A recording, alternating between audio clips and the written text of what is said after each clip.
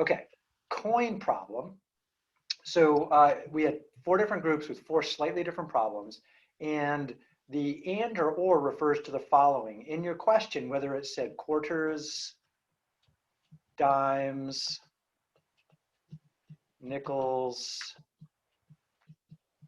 and pennies, or whether it said quarters, dimes, nickels, or pennies. So since I'm a slow writer, I'm just going to copy and paste.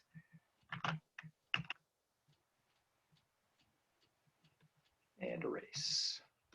Is there a difference in the problem if we replace the word and with or is it the same problem? No, it's a different problem.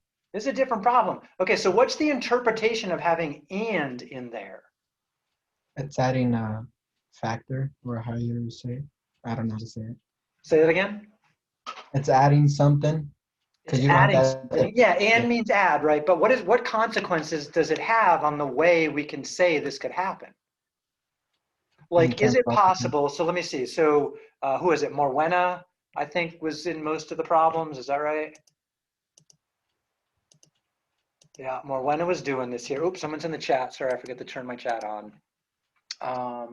You have to use all or not. Yeah. Okay, so check this out. If it said and I tried to say there were 2 quarters, so let's do the red group for a second. So that's 50 cents. And then a dime, so that's 60 cents. And then I threw in 4 pennies. Oh, that's supposed to be a P at the end there, but my P got a little crazy.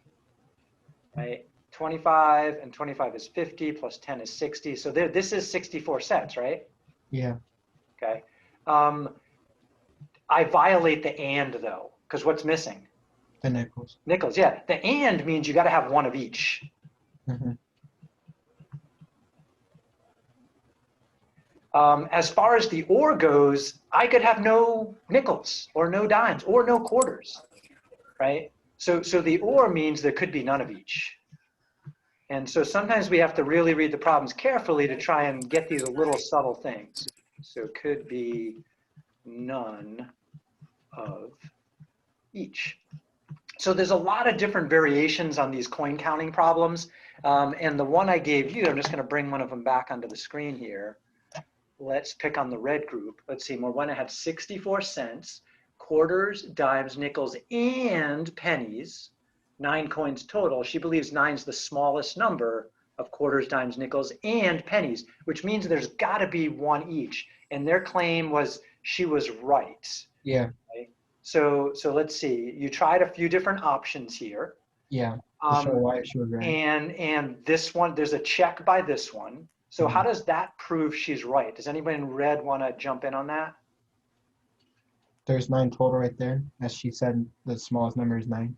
The smallest number is 9? You're sure you can't do it with 8? We tried. You tried to do it with 8? Yeah. Okay. Well, I don't see it here, though. So you talked about it, just didn't get written down, right? So it's on somebody's scratch paper. Yeah. So I'm just going to play around with like how I might attack this problem in a systematic way that help me might get an answer to this. Other questions I might ask of this here is, how many different ways are there to do this?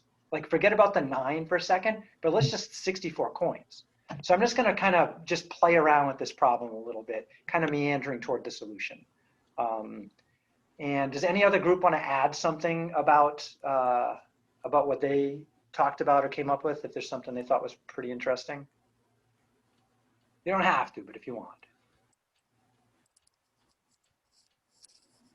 And I take that as no, that's okay. So let's see, I want a new page. So I'm going to do the 64 with the 9. I'm going to kind of bounce around between the and the or a little bit. So let's get a new page. So again, what are the things I need to know? I have 64 cents total. And I'm just going to abbreviate. I have quarters to work with, I have nickels to work with, I have dimes to work with, and I have pennies. And the first version of this problem the red group got was we have to have at least one of each because of the word and.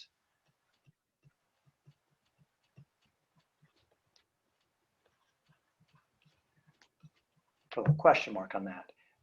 And then the other thing was more when I had 9 coins. And we were wondering, question mark, is that the fewest number of coins?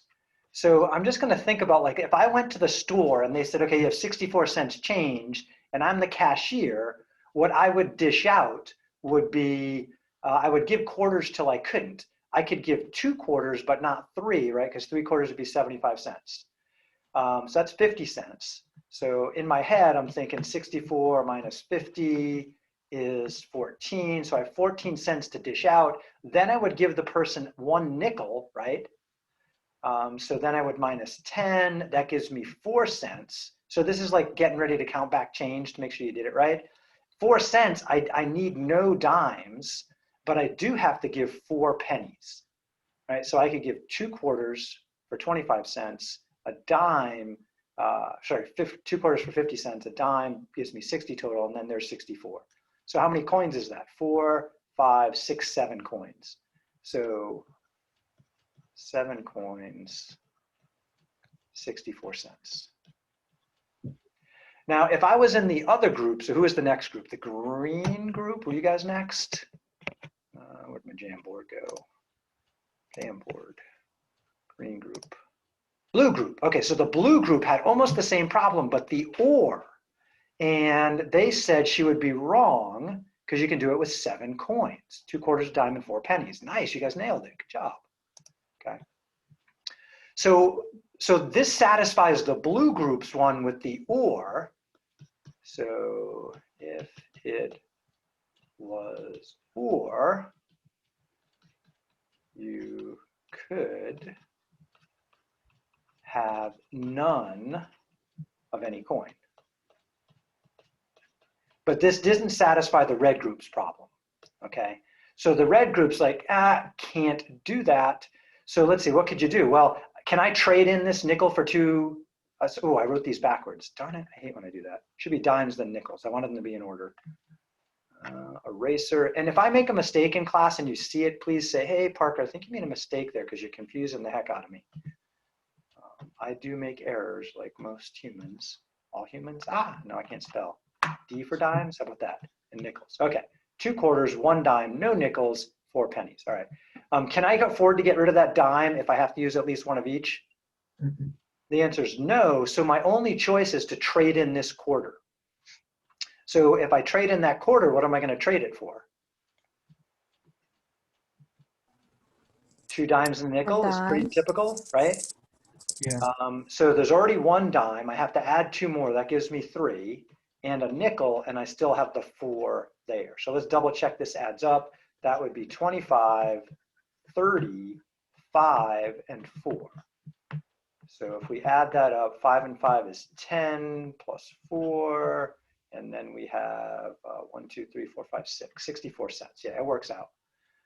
So here I have at least 1 of each, and that leads to how many coins? 4, 5, 6, 7, 8, 9 coins.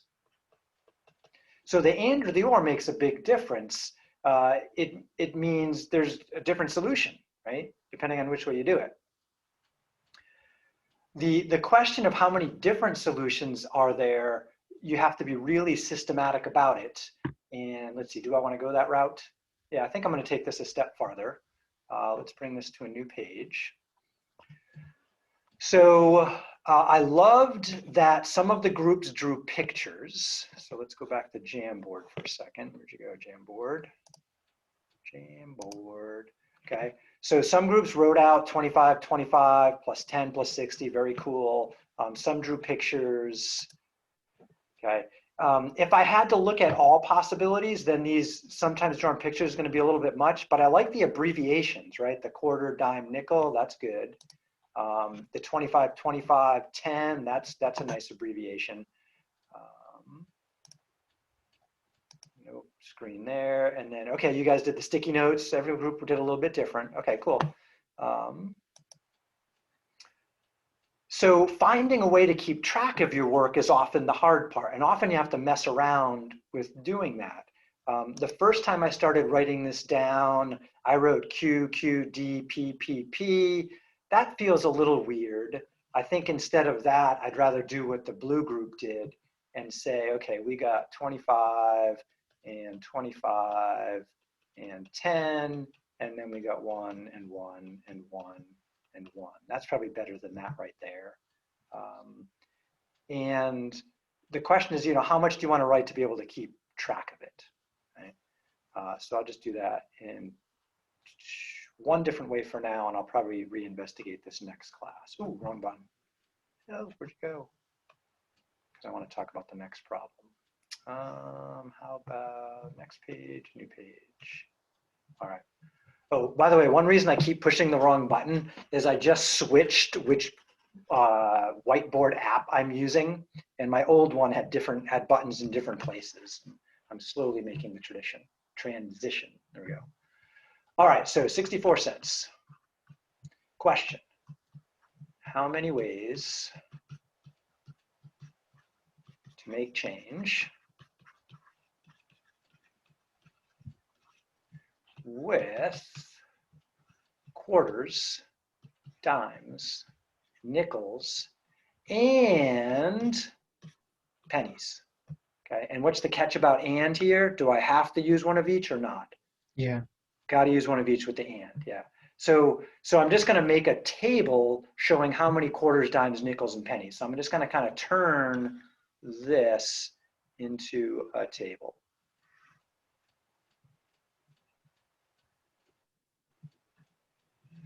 Oops, I got that. I guess I have enough there. All right.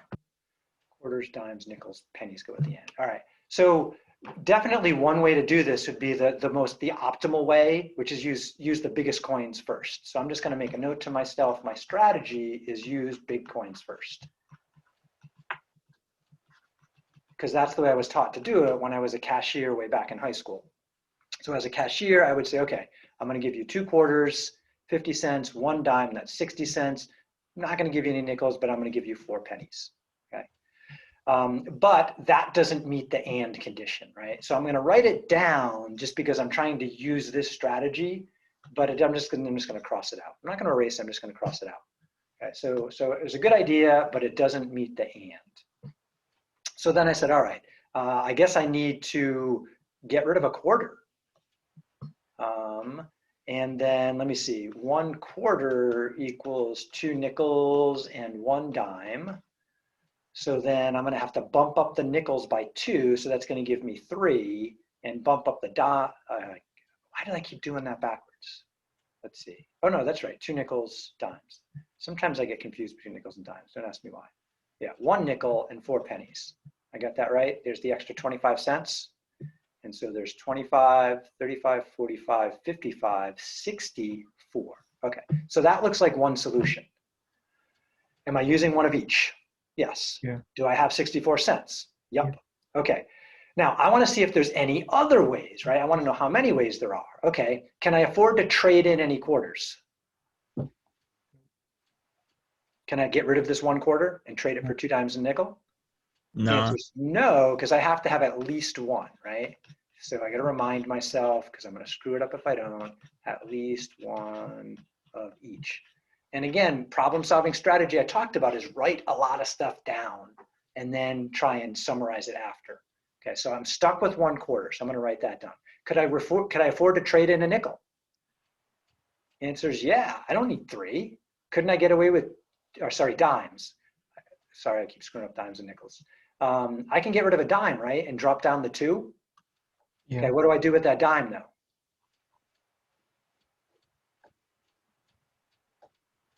You can use. We would add 2 more nickels. Add 2 more nickels for 3 nickels total. Yeah, so I'm going to trade in. So I'm just going to make a note. I'm going to take a dime and trade it in for 2 nickels. I'm just kind of making a note of what I did here. So this note goes with that row. This note goes with that row. I still need 4 pennies. Double check I did it right. 25, 35, 45, 50, 55, 60, 64. Yep, so that works. Let's see, what else could I do here? Do I really, I want to keep using big coins, right? So I'm going to stick with that strategy. So I'm going to keep 1 quarter, keep 2 dimes. Can I get rid of any, can I trade in any nickels? Sure, right? Mhm. I could keep the 1, keep the 2, get rid of a nickel. What do I have to do for pennies then? Add 5. Add 5 more, right? So that's going to be 9 now. So then I took a nickel and traded it for 5 pennies. And I'm going to keep trying to use big coins first. Can I still stay with 1 quarter and a dime? Can I trade in another nickel? Yeah. Yeah. So I could keep 1, keep 2, trade one of those in. That's going to bump me up 5 here. So I'm employing that strategy here and here. So that's going to give me 14. Yeah. Okay. Is it right? Let's double check. We got 25, 35, 45, 50 plus 14 is 64. Yeah, so that checks. I don't think I checked this one, but I better. 25, 35, 45, 55 plus 9 is 64. Yeah, that one works too. Could I get rid of another nickel? Yeah. Go down to 0 Wait, no. nickels? No. No, can't. Oops, can't do that. And I make these mistakes all the time, right? I'm human. I do that. I'm like, yeah, let's get rid of another nickel because it's fun. Oh, no, stop. Too much fun. Okay. I can't do that. I'm just going to write it down. I'm going to leave my mistake there. I thought I could. I can't. All right. Could I get rid of a dime? Yeah.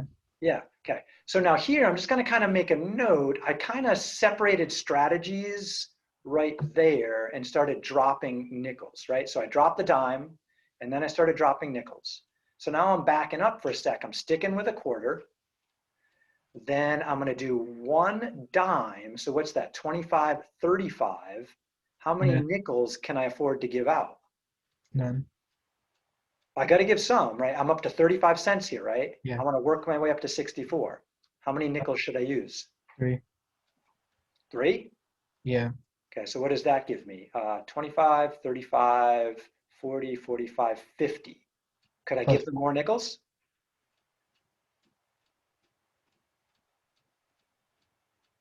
We're starting a new strategy here. So Yeah. remember, my original strategy was use big coins first. Yeah. If I'm focusing on using big coins, could I give this person more nickels? And the answer is yeah, I could. Mhm. Think about it, right? Mhm. I gave them a quarter, which is worth 25 cents. And then I gave them a dime, which is worth 10 cents. That adds up to 35 cents. Now I want to keep giving nickels until I can't anymore. How many times can I do that? So 35, 40, 45, 50, 55, 60. Can I go 65? No. Nope, that's 64. So I can afford to give out 5 nickels here. How many pennies would I have to give?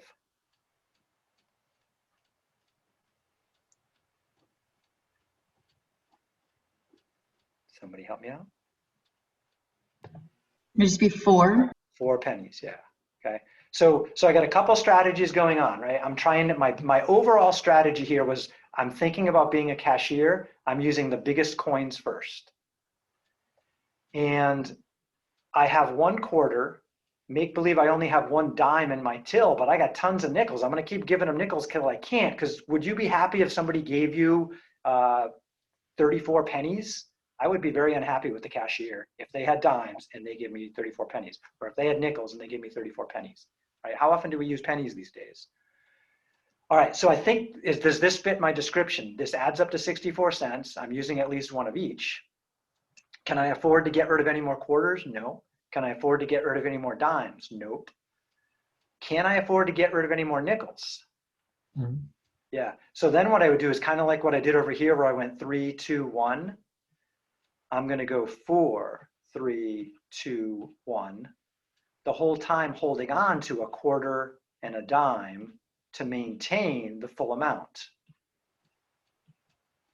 And then this over here, I'm going to have to increase by 5 each time. So that's going to go up to 9 and 14. And then what's next? 19, 24. And I need to draw some lines here because this is getting squished. Oops. I didn't mean to cross you guys out. Let's try that.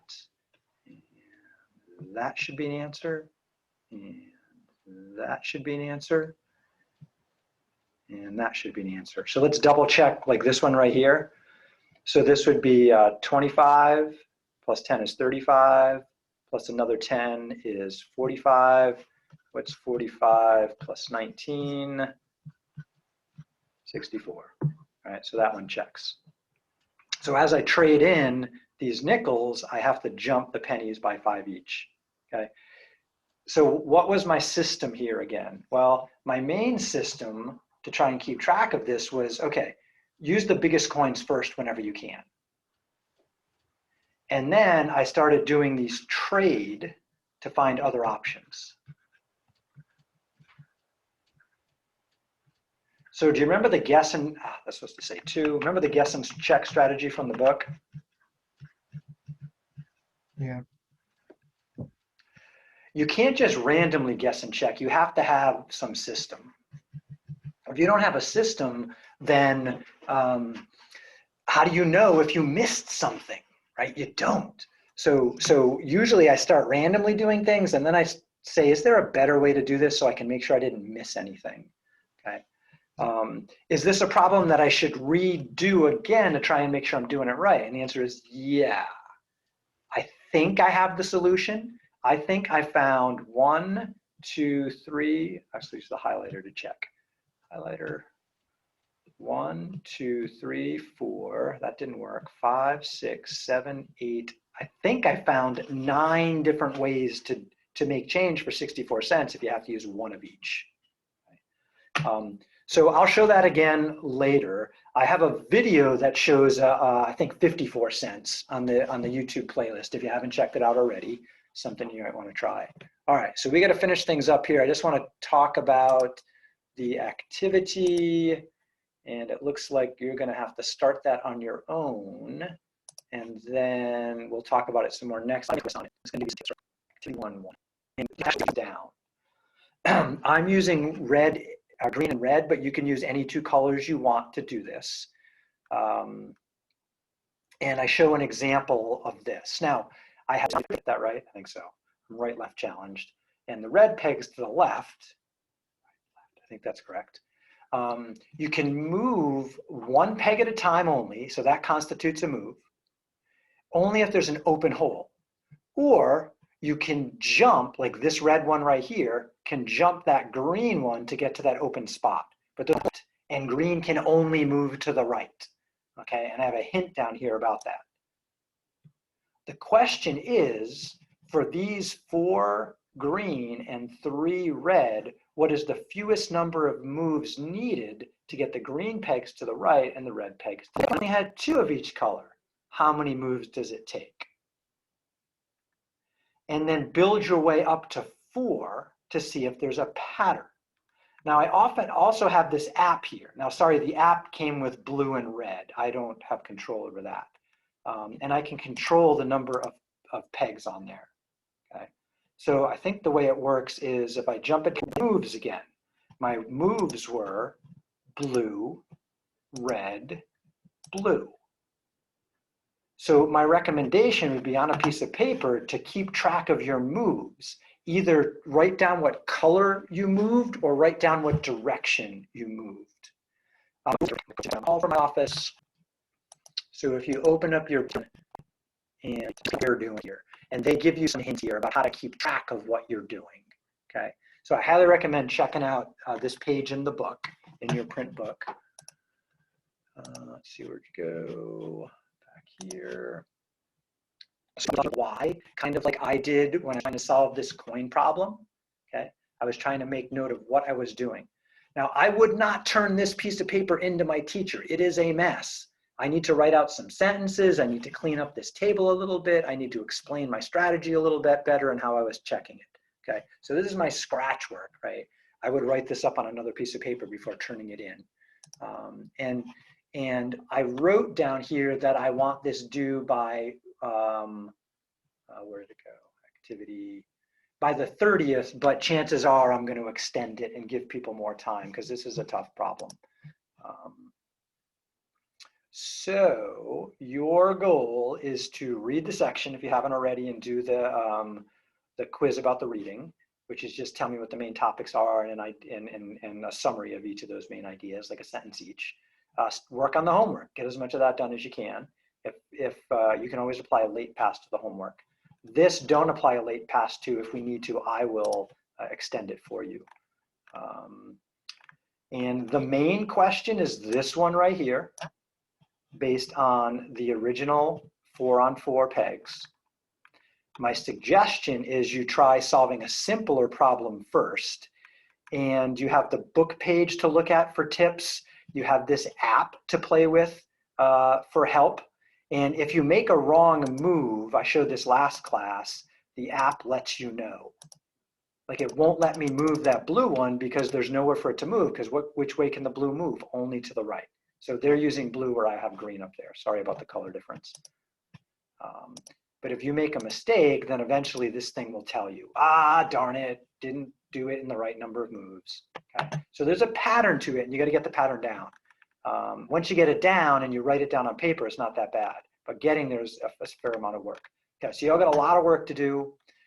Eventually, maybe tomorrow, maybe Wednesday, maybe over the weekend, you'll submit something to me, which could be a Google Doc, a Word doc, a picture of written work, or maybe you'll type it up in this box. Okay. So I'm gonna stop sharing so you can see my face here. So we are going to continue to work on section 1.1 next week, but I need you to do your best to try and complete section 1.1 before then, with the exception of, I'm assuming most people will not solve the peg problem by then, but maybe you will. People surprise me all the time with this stuff. But I do expect the reading and the homework to be pretty much done by Wednesday. Message me if you have troubles. I can do a Zoom chat. I got office hours tomorrow at 11. Office hours again Wednesday at 11, Wednesday at 2. Otherwise, I'll see you in class on Wednesday. All right, if there's any last questions, let me know. Otherwise, feel free to check out and get some dinner. Good day, y'all. Thanks so much for joining me. See ya. See you later. Goodbye. Bye.